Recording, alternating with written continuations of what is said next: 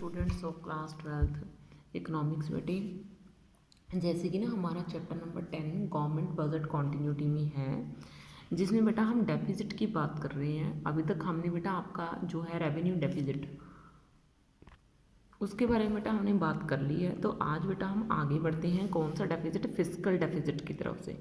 तो पहले मैंने फिस्कल का मीनिंग शायद आपको समझा दिया था। जो फिस्कल है उसका रिलेशन, ये जो वर्ड है ना फिस्कल, इसका भी एक मीनिंग है। फिर मैं आपको फिस्कल डेफिसिट के बारे में समझाती हूँ। तो देखो बेटा, जो फिस्कल है is related to income and expenditure of government. Government की इनकम और गवर्नमेंट के एक्सपेंडिचर से रिलेटेड वर्ड है फिस्कल, ठीक है ना। तो फिस्कल जो है वो रिलेटेड वर्ड है किससे, इनकम से और एक्सपेंडिचर से, किसकी, गवर्नमेंट की। यानी कि गवर्नमेंट की इनकम और एक्सपेंडिचर को जब हम बात करते हैं तो हम फिस्कल वर्ड यूज़ करते हैं, ठीक है। ये ना ध्यान रखना है, मतलब आधे बच्चों को ये चीज़ पता नहीं होता। एक गवर्नमेंट के खर्चे और गवर्नमेंट की इनकम के लिए इकोनॉमिक्स में एक अलग वर्ड यूज़ किया जाता है, तो ये होता है बेटा फिस्कल, ठीक है।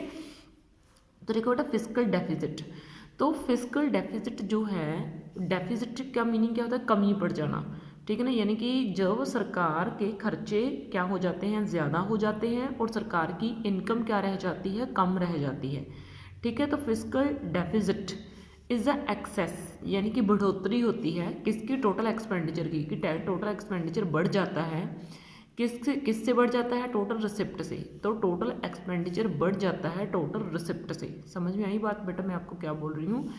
फिस्कल डेफिसिट का मीनिंग क्या हो गया, टोटल एक्सपेंडिचर बढ़ गया, किससे बढ़ गया भाई, टोटल रिसिप्ट से बढ़ गया है, ठीक है। तो ये होता है फिस्कल डेफिसिट का मीनिंग, ठीक है। तो फिस्कल डेफिसिट क्या होता है, ये इसमें टोटल एक्सपेंडिचर बढ़ जाता है, किससे बढ़ जाता है भाई, टोटल रिसिप्ट से बढ़ जाता है, ठीक है। तो अब देखो भाई, अब हम बढ़ते हैं आगे की तरफ, ठीक है। अब हम आगे की तरफ बढ़ते हैं, इसको ज़रा ध्यान से समझना जो चीज़ मैं आपको समझाने वाली हूँ। तो देखो बेटा,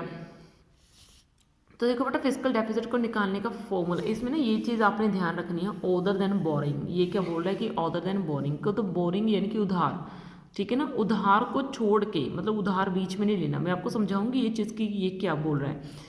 अब देखो बेटा, फिस्कल डेफिसिट का फॉर्मूला क्या है, टोटल एक्सपेंडिचर में से टोटल रिसिप्ट माइनस कर दो, ठीक है ना। तभी हमें पता चलेगा कि हमें कितनी कमी हुई है। जैसे आपके पास 100 रुपये हैं, आपने कोई चीज़ 130 की बेच दी, ठीक है ना, तो आपको घाटा ही हुआ। आपने 100 रुपये में जो है वो खरीदी थी, सॉरी 100 रुपये में आपने क्या करा, बेच दी, और 130 में आपने खरीदी थी, तो आपको क्या हो गया, लॉस हो गया। तो ये -30 क्या आ जाएगा, आपका लॉस हो जाएगा। वैसे टोटल एक्सपेंडिचर यानी कि आपने कितना खर्चा करा माइनस कितनी आपकी इनकम है, उन दोनों को आपस में माइनस कर दीजिए तो फिस्कल डेफिसिट निकल जाता है। अब इस फॉर्मूले को ज़रा हम डीप में समझते हैं। टोटल एक्सपेंडिचर में किस किस तरीके का एक्सपेंडिचर आ जाता है, इसमें आ जाता है एक तो रेवेन्यू एक्सपेंडिचर, एक इसमें आ जाता है कैपिटल एक्सपेंडिचर, ठीक है। टोटल एक्सपेंडिचर में दोनों तरह के एक्सपेंडिचर आ जाते हैं, रेवेन्यू एक्सपेंडिचर भी आ जाता है और टोटल एक्सपेंडिचर भी आ जाता है। और माइनस टोटल रिसिप्ट में जो है क्या क्या आ जाता है, टोटल रिसिप्ट यानी कि गवर्नमेंट की इनकम, गवर्नमेंट की इनकम में हमने रेवेन्यू ले लेनी है, कैपिटल रिसिप्ट ले लेनी है, पर कैपिटल रिसिप्ट वो वाली लेनी है जो उधार के बिना हो, ठीक है ना। यानी कि हमने उधार नहीं काउंट करना, कैपिटल रिसिप्ट में हमें उधार नहीं काउंट करना, जो हम दूसरों से पैसा लेते हैं वो हमें काउंट नहीं करना कैपिटल रिसिप्ट में, ठीक है ना। हमें सिर्फ प्योर इनकम काउंट करनी है गवर्नमेंट की, जो गवर्नमेंट की खुद की शुद्ध इनकम है वो काउंट करनी है। हमें बोरोइंग उधार काउंट नहीं करना कि गवर्नमेंट क्या उधार ले रही है, वो हमें काउंट नहीं करना, ठीक है ना। तो टोटल रिसिप्ट यानी कि सिर्फ गवर्नमेंट की इनकम, ओनली गवर्नमेंट की अपनी खुद की इनकम, चाहे वो किसी भी सोर्स से हो, ठीक है ना। लेकिन जो उधार लेके गवर्नमेंट की इनकम हो रही है वो नहीं हमें काउंट करनी, ठीक है ना। तो FD means fiscal deficit is equal to budget expenditure minus budget receipt other than borrowing हमें इसमें लेना नहीं, उधार लेना नहीं। When budget expenditure greater than budget receipt other than borrowing, ठीक है ना। जब बजट एक्सपेंडिचर बढ़ जाता है बजट रिसिप्ट से तो हम बोलते हैं कि हमें फिस्कल डेफिसिट हो गया है, हमें राजकोषी जो है वो कमी पड़ गई है, राजकोषी घाटा पड़ गया है। ठीक है ना। तो इसमें बस ये चीज़ ध्यान रखना है कि आपने बोरिंग नहीं लेनी, और ना ये फिजिकल डेफिसिट आपकी बोरिंग के इक्वल होता है, वो मैं आपको समझाऊंगी कि कैसे इक्वल होता है। भाई देखो, अब गवर्नमेंट है, गवर्नमेंट को जितनी कमी पड़ेगी पैसे की वो कहाँ से पूरी करेगी, वो दूसरे से उधार लेके पूरी करेगी ना। तो जितना घाटा होगा गवर्नमेंट को वो सारा उधार लेके पूरा करा जाएगा। तो इसलिए फिजिकल डेफिसिट को बोरिंग के इक्वल रखा गया है कि जितना फिजिकल डेफिसिट उतना उधार गवर्नमेंट लेगी, ठीक है ना। जितनी गवर्नमेंट के खर्चे कम रहेंगे इनकम से, उन खर्चों को पूरा करने के लिए गवर्नमेंट उतना ही उधार लेगी। तो जितनी कमी आएगी पैसे की उतना ही उधार लिया जाएगा, इसलिए फिजिकल डेफिसिट को बोरिंग के इक्वल रखा जाता है, ठीक है। अब देखो भाई, एफडी मीन्स, ये तो मैंने आपको सारा समझा दिया है। इन फैक्ट ये देखो, उसने बोला कि इन फैक्ट असल में जो फिजिकल डेफिसिट है इज द एस्टिमेशन, इससे हमें ये पता लगता है कि गवर्नमेंट कितना उधार ले रही है, ठीक है ना। फिजिकल डेफिसिट कितना उधार गवर्नमेंट के द्वारा लिया जा रहा है, मतलब गवर्नमेंट के बजट में कितनी कमी पड़ रही है, ठीक है ना। जितनी ज़्यादा कमी होगी इसका मीन्स गवर्नमेंट क्या करेगी, उतना ज़्यादा उधार लेगी, ठीक है। चीज़ों को समझो मैं क्या बोल रही हूँ। जितना ज़्यादा गवर्नमेंट को कमी पड़ेगी भाई, उतना ज़्यादा गवर्नमेंट क्या करेगी, उधार लेगी, ठीक है ना।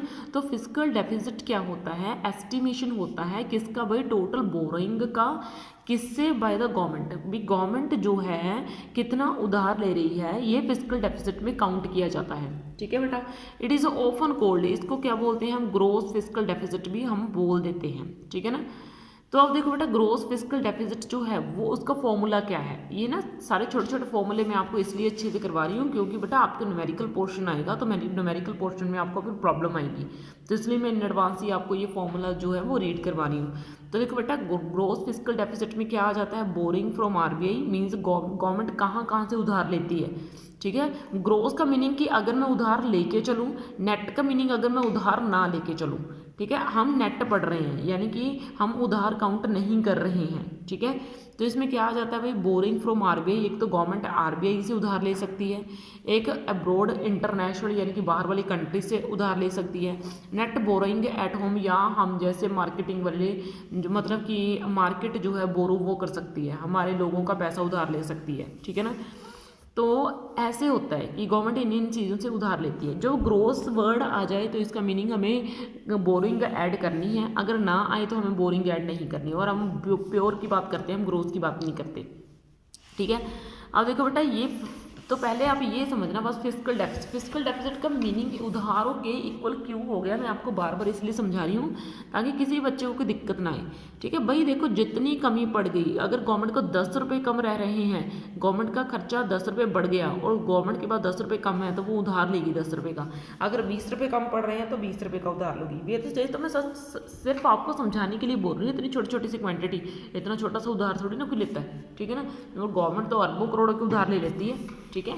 तो ये चीज़ है, मैं आपको सिर्फ समझा रही हूँ कि फिजिकल डेफिसिट बोरिंग के इक्वल क्यों होता है, कि गवर्नमेंट को अपने खर्चे तो पूरे करने ही होते हैं भाई, ठीक है ना, चाहे वो किसी भी तरीके के हों। अब हमारे हॉस्पिटल जो कोरोना टाइम है वो हमें पता है कि अब हमारे जो है ऑक्सीजन वगैरह की हमें बहुत ज़्यादा प्रॉब्लम पड़ रही है ना, हमारी कंट्री में ऑक्सीजन की काफ़ी कमी पड़ रही है। तो अब ऐसा तो नहीं है कि गवर्नमेंट अपना खर्च बचाने के लिए ऑक्सीजन नहीं लेगी, ठीक है ना, वो तो लेनी ही पड़ेगी ना। तो गवर्नमेंट को जितनी ऑक्सीजन चाहिए उतना वो लेगी, ठीक है ना, नीड है उसकी, ठीक है ना, ये मजबूरी है।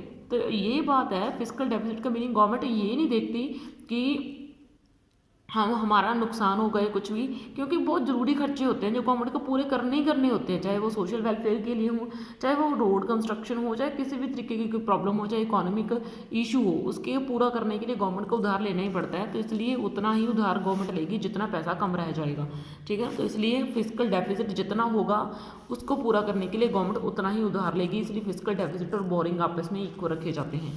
आगे देखो बेटा, इसके इम्प्लीकेशंस की तरफ बढ़ते हैं कि इसके क्या प्रभाव पड़ते हैं। कि अगर फिजिकल डेफिसिट का मीनिंग क्या है, गवर्नमेंट ने उधार लिया। गवर्नमेंट ने उधार क्यों लिया, क्योंकि जितनी कमी हो गई उतना पैसा तो गवर्नमेंट को पूरा करना ही है। अगर गवर्नमेंट के खर्चे 50 रुपये के हैं और गवर्नमेंट के पास सिर्फ 20 रुपये हैं तो वो 30 रुपये और लेगी अपने खर्चों को पूरा करने के लिए, ठीक है। अब इसके इम्प्लीकेशंस पढ़ते हैं, इसके प्रभाव पढ़ते हैं कि फिजिकल डेफिसिट के प्रभाव क्या पड़ते हैं, ठीक है ना, हमारी कंट्री के ऊपर। तो देखो बेटा, फिजिकल डेफिसिट जो है वो एस्टिमेशन होता है बोरोइंग के का, कि गवर्नमेंट ने कितना उधार लिया है। ग्रेटर फिजिकल डेफिसिट, अगर फिजिकल डेफिसिट ज़्यादा होगा, इम्प्लाइज, इसका मीनिंग क्या है, greater boring by the government. तो जो गवर्नमेंट की जो ग्रेटर बोरिंग, इसका मीनिंग क्या है कि अगर फिस्कल डेफिसिट ज़्यादा है तो इसका मीनिंग गवर्नमेंट उधार भी क्या ले रही है, बहुत ज़्यादा ले रही है। और इसके कुछ ये प्रभाव हैं, इन्फ्लेशनरी स्पाइरल। अब इन्फ्लेशन होती क्या है भाई, क्योंकि मैं तो काफ़ी टाइम से आपको समझाती आ रही हूँ, हर वीडियो में लगभग मैं आपको इन्फ्लेशन के बारे में तो समझाती हूँ भाई, ठीक है। अब देखो भाई इन्फ्लेशन है क्या, अब इधर इसको ज़रा ध्यान से समझो कि इन्फ्लेशन का मीनिंग क्या है, इन्फ्लेशन है क्या, इन्फ्लेशन को एक्चुअल में हम कैसे जो है डिस्कस कर सकते हैं। तो देखो इन्फ्लेशन का मीनिंग होता है कि मार्केट में लोगों की डिमांड एकदम से बहुत बढ़ गई है, चीज़ें मार्केट में कम हैं लेकिन उसको खरीदने वाले इतने ज़्यादा लोग हैं, क्योंकि लोगों के हाथ में पैसा बहुत है, लोग कमा बहुत रहे हैं, लोगों के हाथ में पैसा इतना आ चुका है कि लोग उस पैसे को उड़ाना चाहते हैं, तो लोग बहुत ज़्यादा डिमांड कर देते हैं और उनकी डिमांड को शांत करने के लिए गवर्नमेंट क्या करती है, प्राइस बढ़ा देती है। तो वो होता है इन्फ्लेशन, जब सभी चीज़ें तेज हो जाती हैं, मार्केट में डिमांड बढ़ जाती है भाई, प्राइस बढ़ जाते हैं, ठीक है ना। प्राइस बढ़ने पर भी लोगों की डिमांड शांत नहीं होती, ठीक है ना। तो ऐसे होता है, उसको बोलते हैं इन्फ्लेशन, ठीक है ना। जब एकदम से उतना तो हम सब मार्केट में सप्लाई नहीं कर पाते, डिमांड मतलब माल उतना सप्लाई नहीं होता जितना लोग मांग के ले जाते हैं, जितना मांग के मतलब खरीद के, ऐसा नहीं मांग के, तो उसको बोलते हैं इन्फ्लेशन। तो स्पाइरल का मीनिंग होता है, इस चीज़ को स्पाइरल बोलते हैं, तो आपने सभी ने देखा होगा। स्पाइरल यानी कि एक ऐसे जाल में उलझ जाना जहाँ से हम जल्दी जल्दी निकल नहीं सकते। तो देखो बेटा, बोरिंग फ्रॉम आरबीआई, जब गवर्नमेंट आरबीआई से उधार लेती है, is often linked to inflationary spiral, तो हम इन्फ्लेशनरी स्पाइरल में फंस जाते हैं, ठीक है। हम एक तेजी के चक्कर में फंस जाते हैं। This is how it happens, ये देखो वो बोल रहा है कि ये होता कैसे है भाई। अगर हम आरबीआई से उधार लेंगे तो increases money supply in the economy, इससे पैसा भी तो ज़्यादा आएगा, क्योंकि उधार लेने का मतलब क्या है कि गवर्नमेंट खर्चा करेगी, गवर्नमेंट खर्चा करने का मतलब क्या है कि प्रोड्यूसर वगैरह के हाथ में पैसा ज़रा आएगा। अगर उनके हाथ में पैसा ज़रा आया तो इसका मीनिंग क्या है कि वो अपनी डिमांड बढ़ाएंगे, अगर डिमांड बढ़े तो प्राइस बढ़ेगा, ठीक है ना। अगर प्राइस बहुत ही ज़्यादा बढ़ गया तो इन्फ्लेशन और भी ज़्यादा आ जाएगी, ठीक है ना। तो इसलिए अगर गवर्नमेंट आरबीआई से उधार लेती है तो इसका सीधा प्रभाव हमारी कंट्री के ऊपर देखने को मिलेगा, ठीक है। आगे देखो बेटा, आगे वो नेशनल डेप्ट की बात कर रहा है, यानी कि राष्ट्रीय कर्जों की। डेप्ट का मीनिंग होता है जो कर्जे वगैरह लेती है ना गवर्नमेंट, उसकी बहुत बहुत बात कर रहा है। अगर देखो नेशनल डेप्ट लेती है यानी कि पूरी गवर्नमेंट की एक बड़े राष्ट्रीय कर्ज जिसको हम बोल सकते हैं। फिस्कल डेफिसिट, जो फिस्कल डेफिसिट होता है लीड्स टू नेशनल डेप्ट, इससे पूरी कंट्री के ऊपर भी तो प्रभाव पड़ता है। अगर जो कर्जा गवर्नमेंट ले रही है उसको वापस भी तो करना पड़ेगा, तो एक नेशनल डेप्ट ही हो गया, जो पूरे देश के ऊपर कर्ज ही हो गया, ठीक है ना। तो इट हैंडल्स जीडीपी ग्रोथ। अगर अब हमारे ऊपर एक बोझ पड़ गया कि हमने जो कर्जा लिया है वो हमें वापस तो करना ही करना पड़ेगा, ठीक है ना। तो गवर्नमेंट जितना पैसा जुटाएगी उससे आधा पैसा तो गवर्नमेंट दूसरों का कर्जा देने में उड़ा देगी, तो हमारी कंट्री की जीडीपी ग्रोथ कहाँ पे है भाई, वो तो वहीं की वहीं रह जाएगी, ठीक है ना। तो because a significant percentage of national income is use to pay the national past debt, ये देखो उसने बोला कि नेशनल इनकम जितनी भी होगी उसका आधे से ज़्यादा हिस्सा तो किस में उड़ जाएगा, हमें उधार को देने में उड़ जाएगा, ठीक है ना। तो इसका नुकसान हो जाएगा, ठीक है, पैसे का हमारे का। आगे देखो बेटा, आगे क्या है, vicious circle of high fiscal deficit and low GDP growth. आगे देखो बेटा, इसको ज़रा ध्यान से समझ लो। अगर वैसे ही घाटा बढ़ता गया, फिस्कल डेफिसिट बढ़ता गया, जितना फिस्कल डेफिसिट बढ़ेगा इसका मतलब गवर्नमेंट को उतना ज़्यादा उधार लेना पड़ेगा।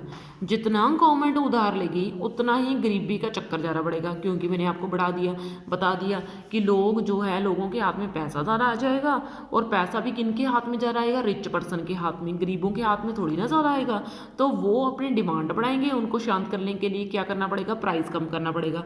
तो अगर प्राइस कम करने का, प्राइस ज़्यादा करना पड़ेगा, और प्राइस ज़्यादा का प्रभाव किसके ऊपर पड़ेगा, गरीब लोगों के ऊपर पड़ेगा, रिच के ऊपर तो कुछ नहीं पड़ना, ठीक है ना।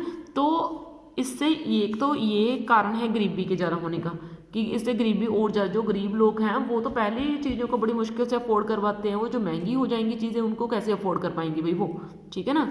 एंड लो जीडीपी ग्रोथ, और जो जीडीपी है वो तो वैसे ही कम हो जाएगी, क्योंकि जो पैसा हम कर्जे के रूप में लेंगे वो गवर्नमेंट को वापस भी तो करना है भाई, ऐसा थोड़ी है कि वो गवर्नमेंट अपने पास रखेगी, गवर्नमेंट को उस पैसे को वापस भी तो करना पड़ेगा ना भाई, ठीक है ना। तो गवर्नमेंट क्या करेगी, उस पैसे को वापस जो है वो करेगी तो इससे जो पैसा आएगा, जैसे मैंने आपको लास्ट पॉइंट में समझाया कि उसका ज़्यादा हिस्सा तो कर्जे के रूप में ही वापस हमको देना पड़ेगा, उसकी पेमेंट करनी पड़ेगी, रीपेमेंट करनी पड़ेगी, ठीक है ना। तो हमारी कंट्री की जीडीपी के लिए तो पैसे ही बहुत कम बचेगा, और वैसे भी अगर हमारी कंट्री में लोग गरीब होंगे तो जीडीपी तो वैसे ही गिर जाएगी, ठीक है ना। तो ये देखो कॉन्स्टेंटली लगातार हाई फिजिकल डेफिसिट, जितना फिजिकल डेफिसिट ज़्यादा होगा लीड्स टू सिचुएशन, इसका मीनिंग वो सिचुएशन आ जाएगी वेयर जहाँ पे जीडीपी ग्रोथ, जो हमारी कंट्री की जीडीपी ग्रोथ है, रिमेन्स लो, वो कम हो जाएगी because of high physical deficit, high physical deficit के कारण, यानी कि ज़्यादा जो घाटा पड़ रहा है उसके कारण, जितना घाटा ज़्यादा पड़ता जाएगा उतनी जीडीपी नीचे गिरती जाएगी, ठीक है ना। फिजिकल डेफिसिट रिमेन्स हाई, अगर फिजिकल डेफिसिट ऐसे ही और ऊंचा चलता गया, घाटा दिनों दिन और बड़ा होता गया, घाटा और बड़ा होता गया, तो जीडीपी ग्रोथ और नीचे गिरेगी, गरीबी उतनी ही ज़्यादा आएगी और हम बिल्कुल अंडर डेवलप्ड कंट्री में गिने जाएंगे, ठीक है ना। अभी तो हमारे पीछे आईएनजी लग रहा है, डेवलपिंग है हम, फिर तो डेवलप्ड हो जाएंगे, यानी कि हम डेवलप कर ही नहीं पाएंगे, ठीक है। आगे देखो बेटा क्राउडिंग आउट। क्राउडिंग आउट बहुत अच्छी बात है, ठीक है, बहुत समझने वाला पॉइंट है, इसको जरा ध्यान से समझेंगे हम। अब देखो बेटा उसने बोला high physical deficit leads to crowding out effect, ठीक है ना। इसका क्राउडिंग आउट इफेक्ट का मीनिंग क्या है कि गवर्नमेंट का उधार ज़्यादा होता जाएगा। क्राउडिंग आउट का मीनिंग क्या है कि जितना, जैसे मैंने आपको ये पॉइंट वैसे तो ऊपर समझा दिया, अभी ये पॉइंट बस इसने अलग से बना दिया कि जितना गवर्नमेंट का डेफिसिट ज़्यादा होगा, गवर्नमेंट उतना ही ज़्यादा क्या करती जाएगी, उधार लेती जाएगी, गवर्नमेंट उतना ही ज़्यादा उधार लेती जाएगी। तो high physical deficit leads to, इसका कारण क्या होगा, क्राउडिंग आउट इफेक्ट, इसका बहुत माड़ा प्रभाव पड़ने वाला है। क्राउडिंग आउट का मीनिंग, क्राउडिंग यानी कि एकदम से भीड़ मचा देना, आउट यानी कि बाहर वाली साइड, इसका मीनिंग क्या हो गया, मीनिंग बाहर से एकदम दबाव बना देना कर्जे का कि हमें तो भाई पैसा चाहिए, ठीक है ना। तो दिस इज अ सिचुएशन, ये देखो उसने बोला क्राउडिंग आउट वो सिचुएशन है व्हेन, जब हाई बोरिंग, जब हम ज़्यादा उधार लिया जाता है गवर्नमेंट के द्वारा, और जब हम गवर्नमेंट से उधार ले, जब गवर्नमेंट उधार लेती है तो गवर्नमेंट के जो फंड है वो रिड्यूस होने स्टार्ट हो जाते हैं। क्यों? क्योंकि गवर्नमेंट के फंड का पैसा कहाँ पे जाने लगता है, गवर्नमेंट के फंड का पैसा जाने लगता है पेमेंट करने में, किसकी, लोन्स की। reduces the availability of fund for the private investors. Accordingly, overall investment in the economy is reduced, और पूरी इकोनॉमी में जो इन्वेस्टमेंट की है, इन्वेस्टमेंट के लिए पैसा कम रह जाता है, क्योंकि फंड्स ही अवेलेबल नहीं रहेंगे भाई, फंड्स में पैसे की अवेलेबिलिटी बहुत कम रह जाएगी, और जो है वो सारे का सारा पैसा कहाँ पे जाएगा, प्राइवेट इन्वेस्टर्स जो हैं उनके उनको जो पैसा गवर्नमेंट से मांगना होता है इन्वेस्टमेंट के लिए, वो अब प्राइवेट इन्वेस्टर्स को नहीं दिया जाएगा या बहुत कम दिया जाएगा, ठीक है ना। तो अकॉर्डिंगली, तो अगर प्राइवेट इन्वेस्टर्स के पास भी पैसा नहीं बचेगा या प्राइवेट इन्वेस्टर को कोई हेल्प नहीं मिलेगी गवर्नमेंट से, तो इससे तो इकोनॉमी में फिर इन्वेस्टमेंट रिड्यूस होनी है भाई। अगर इन्वेस्टमेंट रिड्यूस होगी फिर तो सारा कुछ रिड्यूस हो जाएगा, वो तो हमें पता ही है, ठीक है ना। आगे देखो बेटा, इरोजन ऑफ गवर्नमेंट क्रिएटेबिलिटी, इसमें तो कोई शक ही नहीं है कि गवर्नमेंट के लिए एक पहाड़ खड़ा हो जाएगा कर्जे का, ठीक है ना। तो हाई फिजिकल डेफिसिट, ये देखो जितना फिजिकल डेफिसिट हो गया, एंड कॉन्सिक्वेंटली इसका नतीजा क्या निकलेगा, द माउंटिंग नेशनल डेट, ये देखो एक पहाड़ जैसा कर्जा शुरू हो जाएगा, गवर्नमेंट के पास कर्जे का पहाड़ लग जाएगा। Erodes credibility of the government, तो इससे गवर्नमेंट की क्रेडिबिलिटी बढ़ जाएगी, गवर्नमेंट का उधार बढ़ जाएगा। In the domestic as well international money, government चाहे अपनी कंट्री के अंदर से कर्जा ले चाहे कंट्री के बाहर से कर्जा ले, दोनों तरफ गवर्नमेंट की जो देनदारी है वो बढ़ जाएगी, चाहे कंट्री के अंदर है चाहे कंट्री के बाहर है। Credit rating of the government is load, आगे देखो ये गवर्नमेंट की उधार देने की कैपेसिटी, गवर्नमेंट अब किससे उधार नहीं ले सकती जल्दी से, क्योंकि गवर्नमेंट अगर पुराना कर्जा ही पूरा नहीं करेगी तो गवर्नमेंट को उधार कौन देगा, ठीक है ना।